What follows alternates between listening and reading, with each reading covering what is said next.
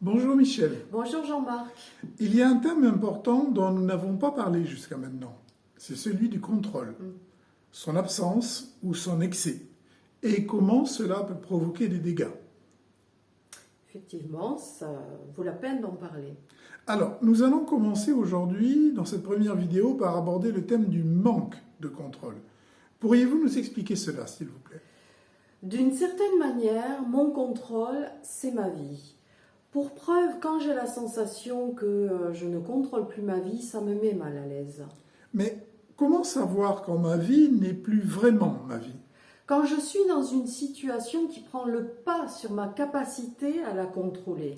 Ce que vous voulez dire, si je comprends bien, c'est que certaines situations représentent un danger parce qu'elles décident de ma vie à ma place et que je le vis comme une menace. Exactement. Est-ce que vous aurez un exemple concret? Par exemple, je me retrouve prise dans un repas de famille, une compétition sportive, une réunion de travail et je dois me comporter à l'inverse de moi-même pour faire ce que les autres attendent de moi. Oui, on a tous un jour vécu ça. Et alors? Et alors, quand le jeu que je dois jouer est beaucoup trop loin de moi, il y a conflit intérieur qui va se traduire par un mal-être, par une angoisse, voire même une crise de panique. Et cette crise de panique, la plupart du temps, je vais la régler en fuyant cette situation.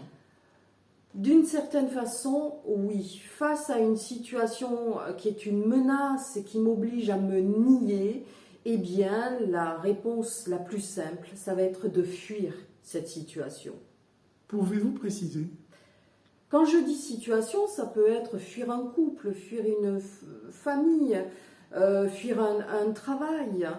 En fait, tout ce qui m'oblige à me nier à cause de cette situation, eh bien, alors là, je vais avoir tendance à fuir cette situation ou je vais mentir, parce que mentir, c'est une autre manière de fuir.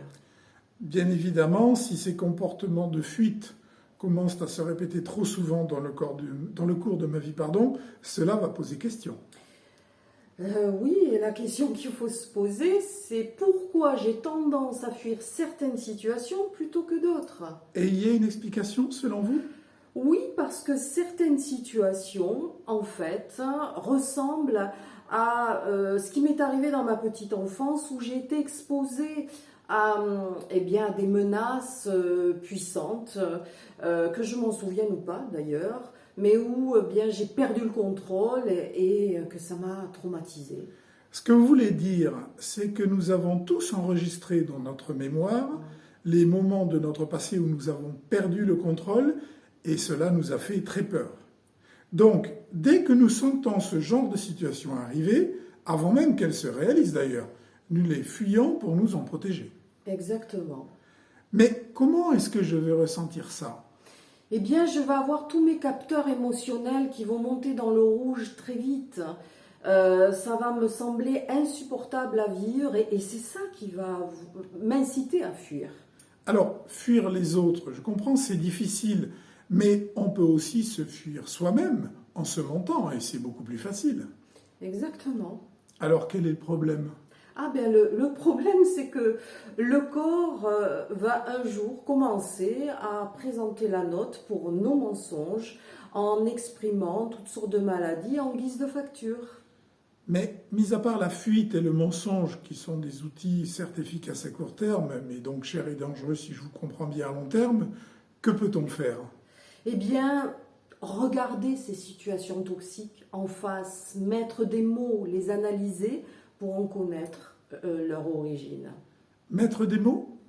Oui, et notamment face à une personne de confiance pour que, en fait, ces situations n'aient plus le même pouvoir sur moi, que je puisse les gérer par moi-même en conscience, avec quelque part mon contrôle et non pas ma peur instinctive.